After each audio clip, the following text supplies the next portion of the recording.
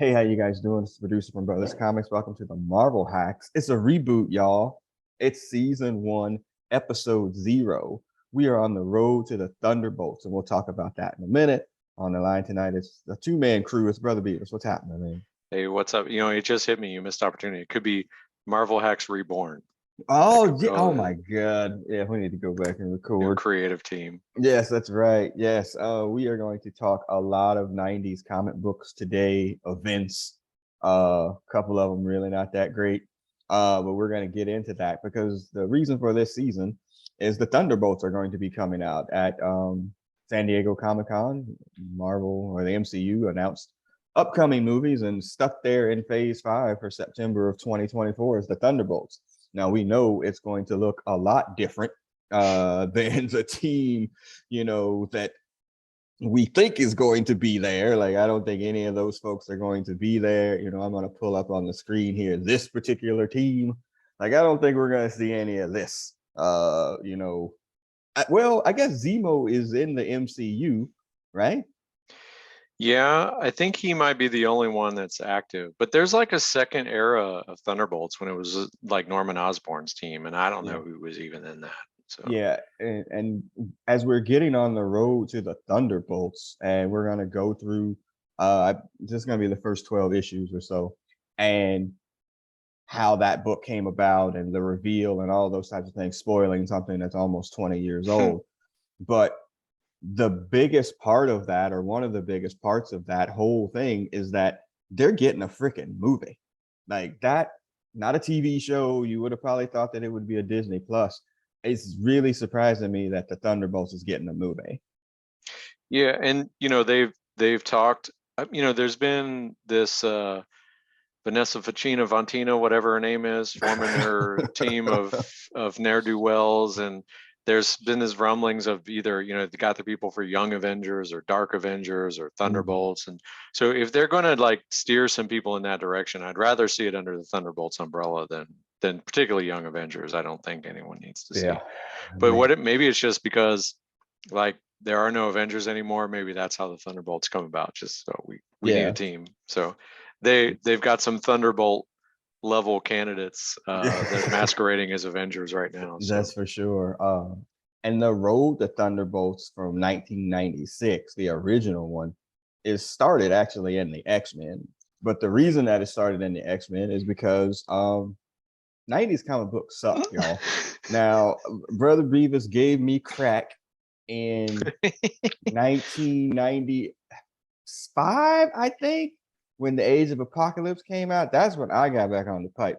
I had been smoking the crack comic probably since like 87 or 88. So I had been out of the game for a long time. I missed all the early 90s comics, but Brother Beavis, I wouldn't say you missed them. Well, much like our wrestling show, I don't think we missed any of that stuff, but it wasn't very good. Give us a synopsis of what 90s comic books were like outside of the X-Men. Well, I mean, something that was not unique to the X-Men was crossover fever. There was crossing over fools. Nobody had nobody had shoes on or nothing.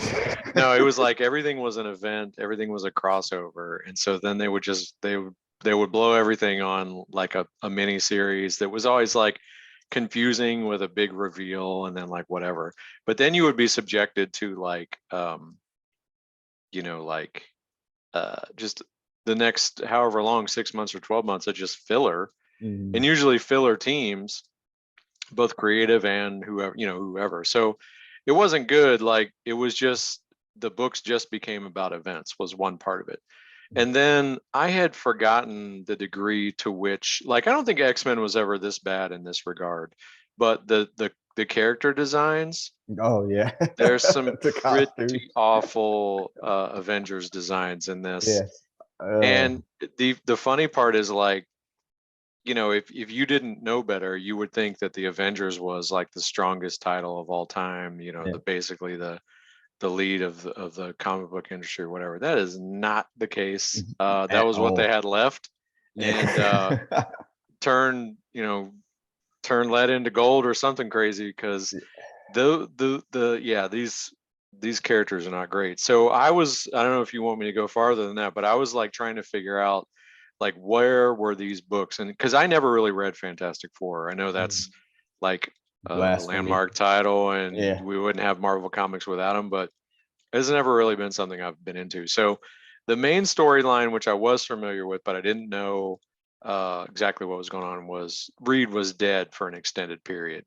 And of course, it was some Doctor Doom shenanigans. Of And course. so, and then the funny part was like, I'm pretty sure Namor came in to try and play the daddy for a while, as one does when your lover's husband is dead. And then I was just like Lord. flipping through covers, and I had also forgotten about this. There's the Buckethead period for the Thing, where he wore a helmet. He got scratched in the face by Wolverine, and so he wore a helmet. He just had like this silver bullet helmet on.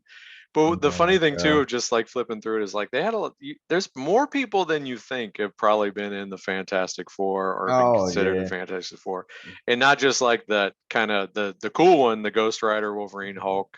Yeah. Whoever is selling the most books, you're in the Fantastic Four now. Period. But they always had like some whoever, if somebody was down, they would just go like grab somebody off the street, and they would be in the Wow. Fantastic Four. I Are you your Fantastic Four history? not much outside of the Burn era, Mm. those books that I read for sure. And then after we get out of Heroes Reborn, no, Heroes, when we get to Heroes Return, I read those Salvador LaRocca books that came right after that. Nope. Like I'm Did good. Byrne do the did he do the bondage Sue when she had malice? Yeah, that's him. Yeah, because basically every book he's ever been on, he's tried to redo Dark Phoenix. Yeah. Like he did it with Wanda, he did it with Sue. Yeah. Like he was like, I'm gonna show you whose story this is. And then Yeah. just went to like it didn't matter whatever else was going to the book. He was like, oh Mm, no, we got to do dark fill in the blank of whatever female character. I'm just gonna yeah. run through the ringer. Yeah. That I remember those books mostly because Hutch had them, and I read through them a bunch of times, and they are as we talk about a number of shit books. Those are some heavy shit books. Like he took all that Claremont stuff up Yeah. and put it in the books, man. Those are heavy reads. But Yeah. I read all of those. But Now at the that, Avengers, like that I had started, so there was a run, and I would compare it to the Fall of the Mutants era team with like Storm, Wolverine, and then a bunch of other people. So Lord, they had like the team, like Black Knight was essentially the team leader, and it was the story with him and Cersei. And it went on for a long time, and it's actually really good. It's a period where like Steve Epting was drawing it, mm, and it's a case of like you can tell, if you tell a good story, it doesn't necessarily matter who the characters are. yeah, So on the heels of that, we get about 18 months of we got to bring the stars back.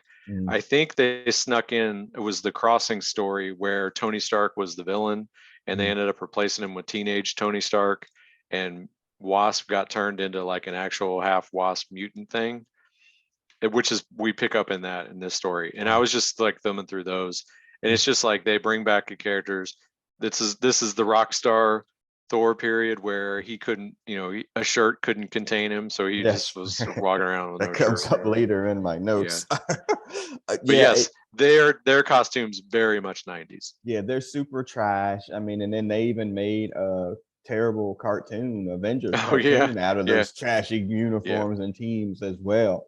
And so I was out of that game. I wasn't reading books. And so then when I did pick back up, those books kind of really weren't that good then Hmm. either. And an article I was reading that they were selling about 30,000 units, a piece, which is pretty terrible, when the X-Men are at that point are shipping, a couple of 100,000 books, out the shops. And so they were just dead. So the Marvel powers that be decided that they needed to be rebooted. And they go outside the group that they had and pick the guys that went out and started Image, primarily Jim Lee and Rob Liefeld. And that's going to get us to Heroes Reborn, where we have this alternate universe where those have the creative teams. We're going to talk about that in the third segment of this podcast. But those aren't good books either. I was gonna say, I hope we're not gonna read those. I mean, like, what can you do with 12? What can you do with 12 issues, Yeah. particularly when you're going to be tempted to do some kind of origin stuff. And like, what do you do? Beautiful books, especially the lead Fantastic Four, but it's just a beautiful book while he was on it. But beautiful good. other than what Liefeld did.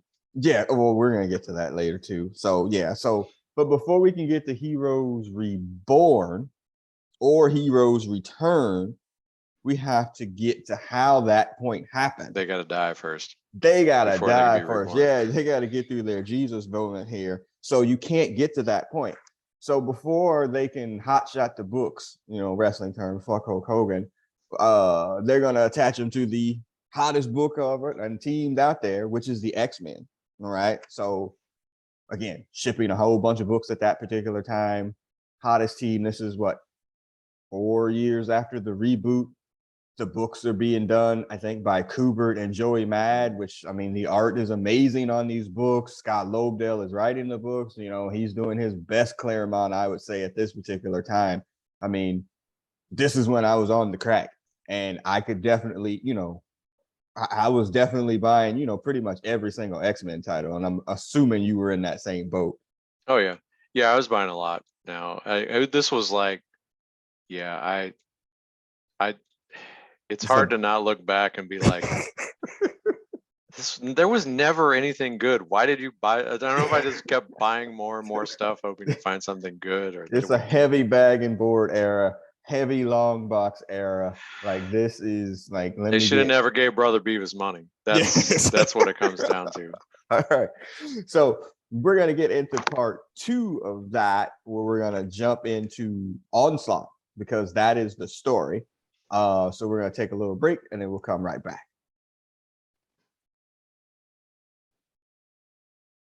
Okay. So part 2, y'all, we're going to get to the coming of Onslaught. Ooh, yeah, sorry about that. Onslaught is the way we're actually going to get to Heroes Reborn, and we can't get to the Thunderbolts without going through Heroes Reborn, because that has to happen. So how did we get to Onslaught? So the X-Men had been going on for a while there, and then there's going to be this pivotal moment, I would say, in the X-Men lore. But they're going to kind of revamp here. If you're on the YouTube, you can see this moment is the creation of Onslaught. So this is X-Men 25. A lot of people mostly remember it for creating Bone Claw Wolverine when Magneto rips the adamantium out. But also what comes a part of that is Xavier mind wipes Magneto, and in doing so in a retcon sort of fashion. And I searched and searched and searched all over the interwebs for that picture from the books where Magneto's evil seed goes into Xavier's heart and creates Onslaught. It was in a book. I couldn't remember which book in the internet. Are you sure you're not thinking of Cassandra Nova? No, not Cassandra Nova. There is a moment where, we'll go through this again. I'll stop the share here. There is a moment where they retcon this too. Like, okay, so I read this article from Scott Lobdell, but the original story was Xavier just flat out turned evil. He just turned evil. And so when he turned the book into the editors, they were like, that don't work for me, dog. It's a little bitchy. So they had to create this goofy thing where, so he mind wipes him, and then Magneto's evil seed essence seeps into Xavier. And that is the part that winds up turning him evil. Yes, that's basically it. And it all started in X-Men 25. We didn't know it at the time. This is Lobdell on some pretty long planning Claremont shit here, Brother Beals. Yeah. Long-term booking. But the other side of it too is, if you remember, like what got us the relaunch of the X-Men in the initial story was like, damn, we need some more Magneto. Wasn't he just good? Well, let's make him bad. Who cares? Yeah. So sometimes I think they just decide we need some more Magneto. We got to have some of this, and then then we have to make sense of it. It that was the retcon that the company went with, and so we get to that point, and it turns Xavier into a villain, but it also turned him into a creep. Like we didn't really know, like because his evil essence or whatever was in there, and there were a couple of scenes, most importantly this one, that I had up just there now, like where his deepest dark thought was that he was actually in love with Jean on some naughty kind of teacher shit. Well, it's even worse because this storyline is actually so I started for some reason started rereading like the 1963 books, Oh and God. this is going on back then, and when she's like 15 or whatever. So yeah, he was creeping back in the day. Nigga, that's gross. Yeah, so this builds over time. This creepy moment comes out late, but it builds over time, and then when we get our first appearance of Onslaught, I can find that picture here. It's probably not going to come up now, so I'm going to stop the share. When we get our first picture of Onslaught, or not picture, like the appearance, that's where he knocked Juggernaut like across the world or whatever, and there's this great cover that I thought I had on my tabs there of Juggernaut all laid. That's a Joey Mad cover all laid out in there. It's like, who stopped the Juggernaut or something to that effect. And I remember the build for this. It was like, oh, this is kind of cool. Like, like the build up to who Onslaught was over across both books, I thought was pretty cool at the time. I don't remember. Okay.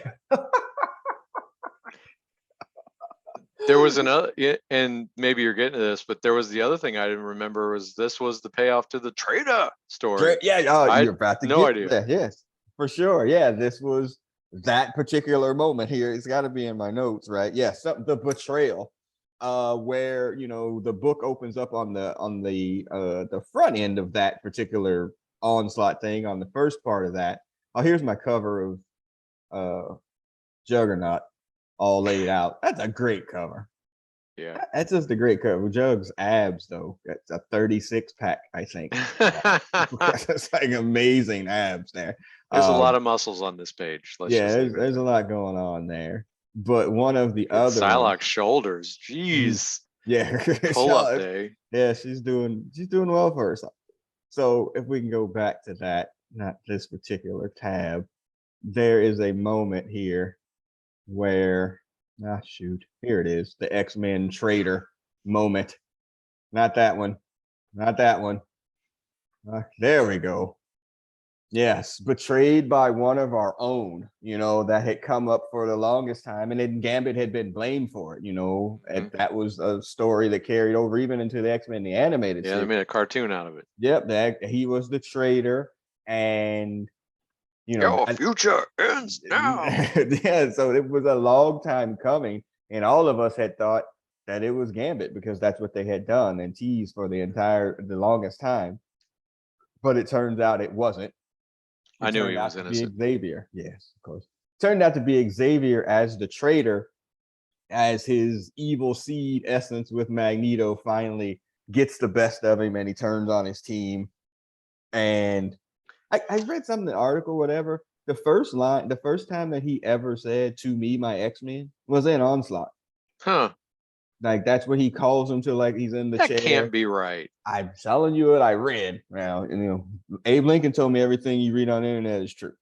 So Dave Chappelle told me the internet was a dirty, dirty place. He might also be right as well.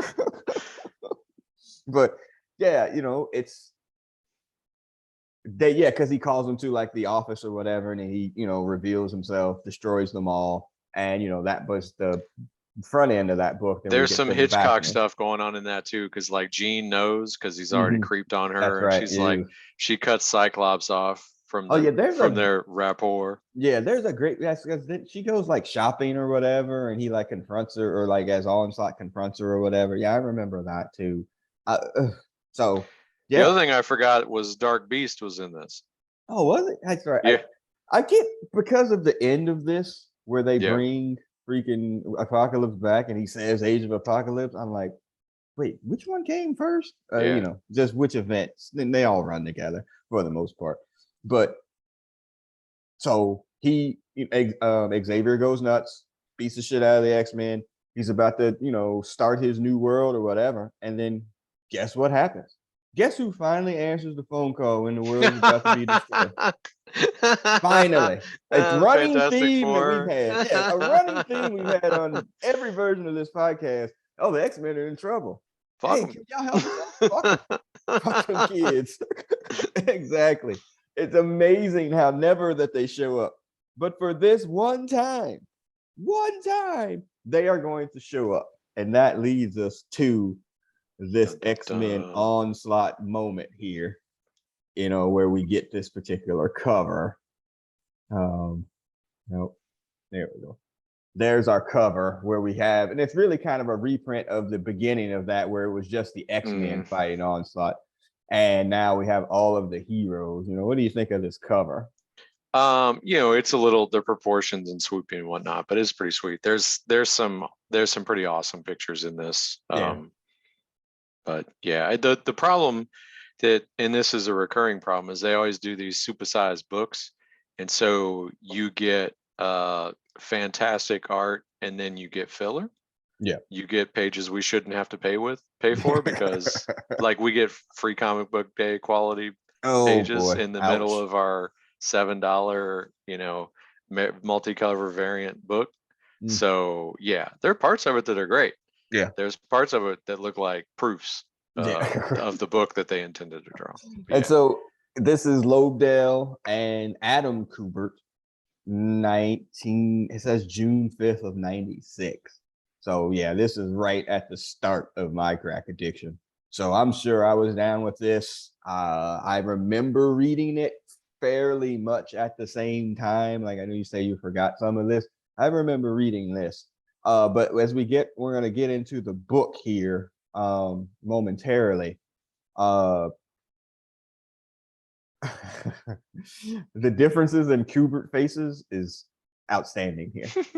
Just, if you ever walk around and wondering about which Kubert is which, just stare at the faces. That's all you gotta do. And I'm pretty sure there's some Andy pages toward the end. I'm like, oh, that's Andy Kubert. So as we get into this, it opens there's the one book we read was like X-Men 4, yeah. and there's it's like a splash page of 25 people. It's like that's the same person 25 times wearing different costumes. Oh man. We open up, it's the Age of Heroes, y'all. We get the Watcher. My note in here, because I knew Hutch would have something, but he's not here. What y'all think of the Watcher? It seems like such a freaking 60s character, and it should never be brought back. But they keep, What If is the whole star of the thing. What do you think of the Watcher? Well, you're right. It's that Twilight Zone-esque narrator that, whether it can, but I can never interfere until I can, and so I don't know. On the one hand, if they had only told one story about him, and he, and that one time that the Watchers did something, it would stand out. But it's like everything else. Once their whole code, their code is broken. There's been 50 times they've done more than watch. So this whole I can only watch is stupid now. Yeah, so it seems like such a era type character. And they never, it's not clear to me that they've ever had any adverse effect from interfering. Right. It's not like they weren't allowed to be Watchers anymore. Yeah. I popped when they showed up in, what was that, Guardians 2. I was like, oh, okay, yeah, that was kind of fun. But overall, it's just never been a fan. All right. So as we open up X-Men Onslaught here, Onslaught's pure evil. He's the manifestation of the dark desires of both Charles and Eric. Whatever. The X-Men come into the onomatopoeia here. Where they're getting their asses beat. That's some good stuff. The other thing too is this entire thing is Charles, not so much up to this point, but Charles, you're in there. You've got to fight him. We can't hurt him because Charles is still in there. Yeah. Just the whole thing. Yeah. In the X-Men one, there's a phenomenal right before Cyclops goes through a whole monologue right before he shoots him, his whole I can't use my powers without hating myself monologue. It's just Cyclops. Well, my other note in here says there's a lot of 90s staring and posing at the camera, boy.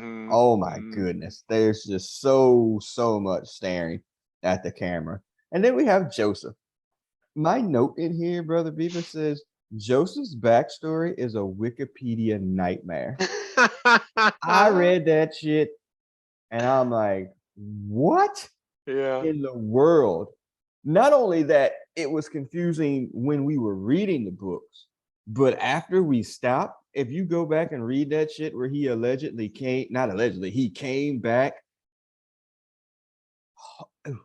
You think we got some worthless comic books?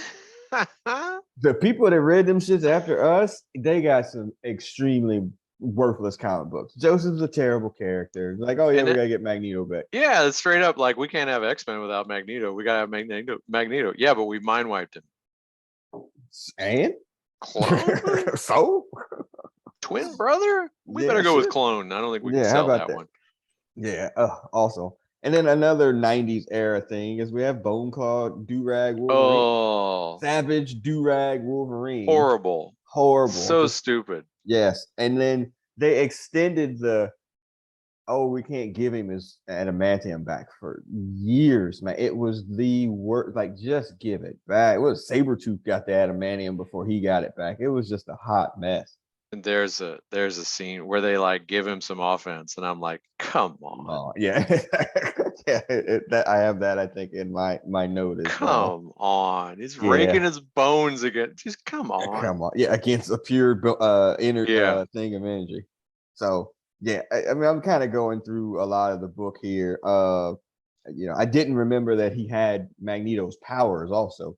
Oh, Joseph? Yeah. Yeah, no, Onslaught has. Oh, yeah, I didn't really either. I just remember him being like, being a pure power and energy or whatever. I didn't realize he was like literally the combination of them two. Right. But just like no inhibitions, no limits. Yeah. And also tethered by, why am I getting contact your IT team to upgrade your Zoom? What? Anyway, all right. I'm gonna have to break this into another piece too. Because I don't know. Lost podcast. Yeah, pretty much. So Zan has his powers. Okay, so it doesn't go as well. The X-Men get beat up, and then my note says Cyclops on your left. Yeah. The cavalry comes in. Now that shot of them like in their uniforms through the clouds and stuff, or the smoke, that was dope. Yeah, I popped for that. I was like, just the little image, enough to see the logos, the fist. That was great. That's awesome. I popped hard for that one. And then they arrive. It's the coming of the Marvels or whatever. Okay, so when you get the big splash page there, or the big wide shot of where Thor's shirt, you mentioned that he doesn't have it. Yes, there's some goofy art there. The shot with Reed and Jean is one of the weirdest shots I've ever seen. Yeah. It's just like a weird. That's just weird, like the way it's drawn, and her boobs are ridiculous. And I don't like the Fantastic Four's costumes either. I think they're kind of shitty. Yeah, I mean, they can only do so much. I think I don't know, I go back and forth whether it's like the black accents or the white accents. I don't know, but there's not a whole lot you can do there. It really it just comes down to what the Thing is doing. And I think I like him with the singlet better than draws. Yeah, better than draws. Yeah. Now, to my recollection, Cannonball was in the first part of this story. Did he not make the finale? Yeah, and I don't think he made it. Yeah, kind of like Kitty Pryde on the original covers of Secret Wars. Didn't really make it there. So yeah, they show up, and then they kind of, blame the mutants for getting their asses kicked. Well, you guys got your asses kicked. I guess we had to show up for this. And, there's a whole bit about Xavier and Joseph's friendship. That is way too much of this book. But then we get really to the worst part of the whole thing is the fucking shit with Franklin and New X-Man. Two of the worst characters ever created, really.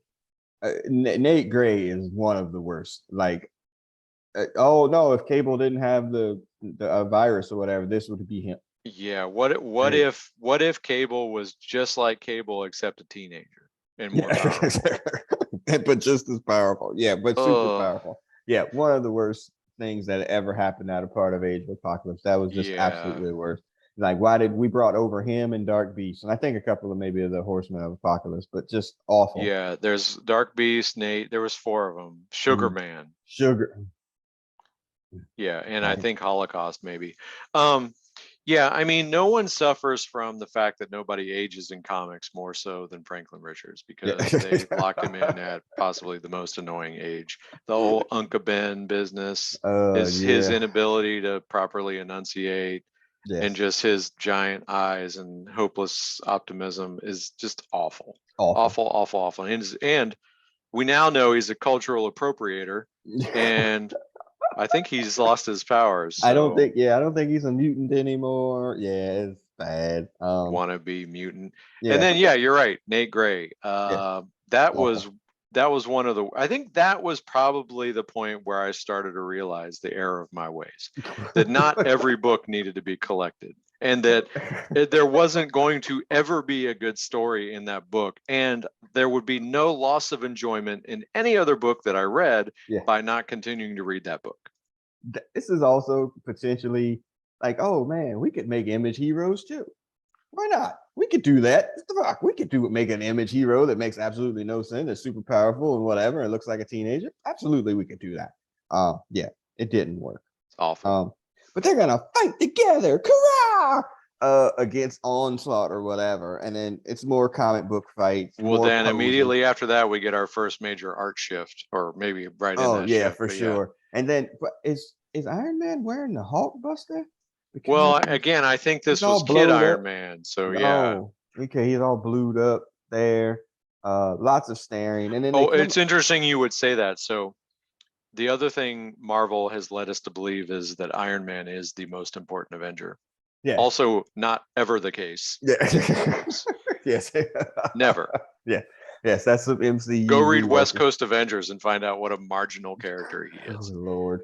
And my note on here says you think about all the work the MCU did to reset these heroes, Wanda, Mhm. Vision, Iron Mhm. Man, like the people care about them because nobody did before because they suck. Yeah. So yeah. So they hatch a plan to what is this? Oh no, there's a second son that shows up. Look at that. Wow, what is that pose? I was gonna say that, like, this is one of the modern day poses that you always hear about, like the broken back Sue. Yes. And the funny part is, in the X-Men version of this, they've got her like She all caked out. she's dressed up to pick up the kids at middle school in her in her ski outfit with her easy to maintain close cropped hair. They make her look like the biggest housewife. Oh my And god. here she's like, Yeah, let me stick she my got the ass out. broke back ass out. Yeah. You know, Oh, the yeah. modern day inappropriate position. Wow. So Cable then finds Like the right in kids. the middle of the panel too. Yeah. It's ridiculous. Cable finds the kids and he's going to tether them so they can get out of the onslaught, and then they hatch up this comic book because comic books plan to attack the energy field when Doom comes up with this to attack the energy field in one spot. This is And the I'm spot with assuming Doom's Wolverine. participation in this was somehow foretold in a prior book. Because as far as I Yeah, know, I turned the page and there he was. he just showed up like, Hey, what's up, y'all? yeah, I'm here. I don't want to rule. What does he say? I don't want to rule over a Ruins. world with Yeah. ashes I mean, or that's something to normally that his effect. bit. And I Right. guess they figure out like, oh yeah, that's how this conversation starts. But pretty Clear. soon you're gonna try and figure out how to suck Galactus's energy off and go fight the Beyonder. Oh yeah, another revamped character that they beat. Black Panther. He's just like here and has like maybe six words of dialogue in this book too. Oh yeah, Yeah. he's definitely, his stature has changed. Yeah, I'm surprised they didn't put them all in a panel with Falcon and Bishop. I know he didn't get as much, or yeah, they could have had them the first Onslaught's first victims, Falcon, Bishop. We throw them right over into ring 2. Yeah, and let them fight themselves. Onslaught was like, "Where is Black Goliath? Gotta get this series started off." Shoot, what was I gonna say? Oh yeah, so I don't think half the Avengers in this story were in the Avengers book at this time. Like I don't believe that the Falcon was. I'm not sure Namor was, maybe, but they had they had some people come out of the woodwork just so they could get in this book. Wow. So they get Vision and Rogue together to merge powers. to go through the hole that's created by, what was it, Wolverine, Giant Man, and Namor, that they just punch a hole. And then they get through. And Wolverine's pierces his field with Berserker Rage. That's generous. Berserker Rage. That's that generous. Was nice. Yeah, that's yeah. I mean, they could have at least said like his, his infantile head and his Berserker Rage. Yes. Somehow gave it like they could have Claremonted that up and made it like less than like we got to let Wolverine look like he's doing something because he doesn't have shoes. Right. He still has his do-rag, but he doesn't have shoes. Nice. All right. So we have a shot clock going off in the top corner here because of some reason. All right, so we're going to cut for part 2 right here. So as they're getting into the hole, we're going to come back with part 3, conclude with a Hulk smash. That he's going to friggin' well, I have no idea why. And then we're going to talk about the awfulness that was Heroes Reborn. So we'll see you for part 3 in a second. Peace.